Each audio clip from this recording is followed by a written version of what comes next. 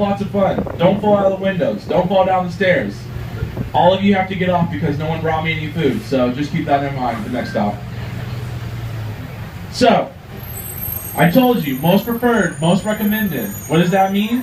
A long line. Look at that. That's a long line. So, I've stood in that line for 5 minutes. I've stood in that line for 2 hours. Is it worth it to stand in line for 2 hours? It's pretty good food. But do you guys want to do 2 hours? Probably not. That's why I said to-go orders. That should be your best friend. You're on a hop-on, hop-off tour. You can get on and off as much as you want for the rest of the day. So, let's just say you get off at stop 8, at stop 2, at stop 4. You spend 45 minutes or so there. While you're there, look them up, put a to-go order in.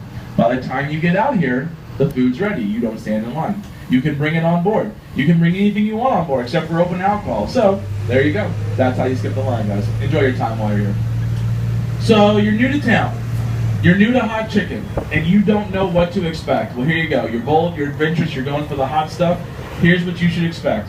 If you're like 90% of the people, everyone that's sitting on the right here, since we got a big breeze here today, watch out for these tree branches. I'm going to try and minimize it, but just be careful. 90% of the people who bite into it for the first time, they sweat a lot. 70%, after they bite into it, after they start sweating, they do this. They cry a lot. If you think I'm making it up to scare you or be funny, no. Anthony Bourdain, Andrew Zimmerman, Guy Fieri. They've all been here. They've all cried eating hot chicken on their television shows. So, like I said, it's the exception. It's not the exception. It's the rule. Look on your left. Here's a music studio. Southern Ground. Do we know who records there? Zac Brown Band. That's where they record at. Right there.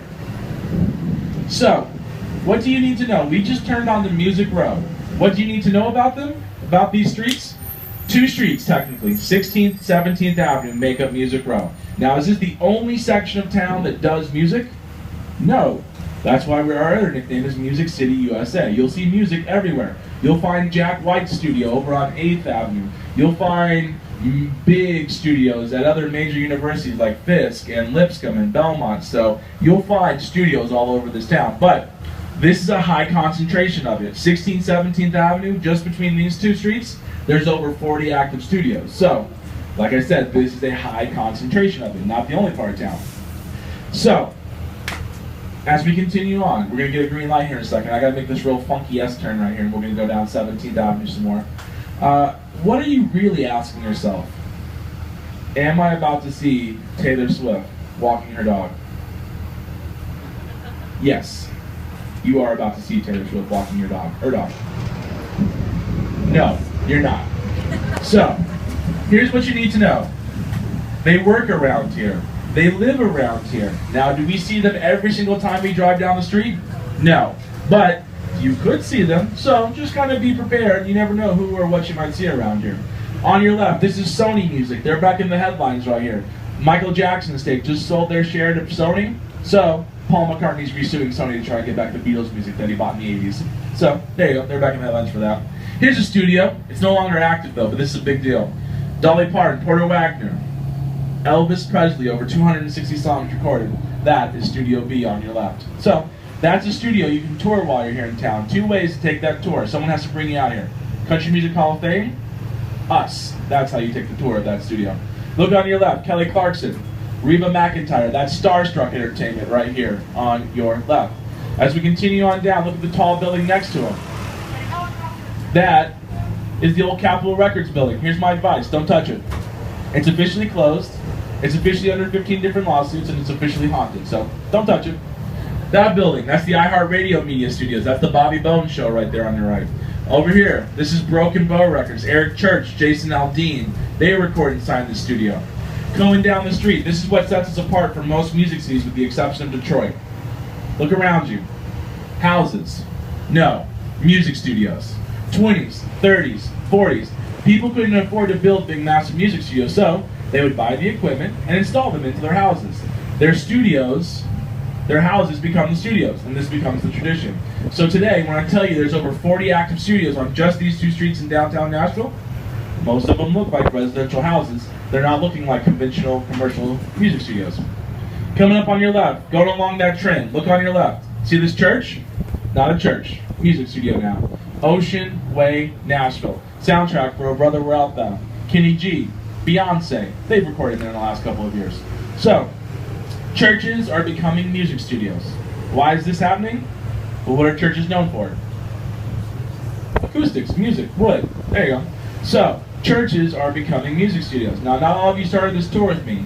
Over 800 churches within a 30-mile radius of downtown Nashville. Lots of competition. Sometimes churches shut down. And if they shut down near Music Row, it's a good thing. They'll probably become music studios these days. So that's the way it works. I've shown you 2 big examples of it so far on this tour. Number 1, Ocean Way, Nashville. We just saw it. Number 2, very first studio.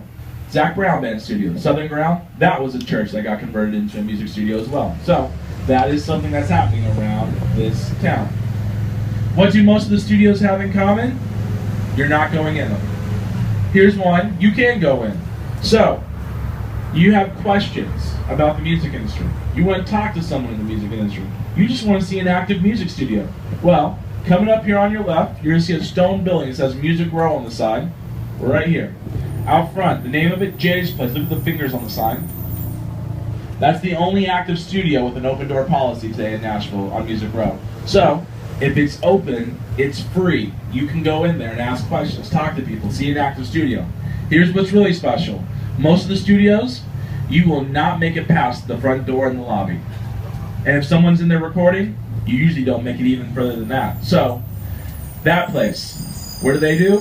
They give you a chair. They let you sit there and watch the whole process live right in front of you. So, if you want to watch someone recording music, you can watch someone recording music at Jay's Place.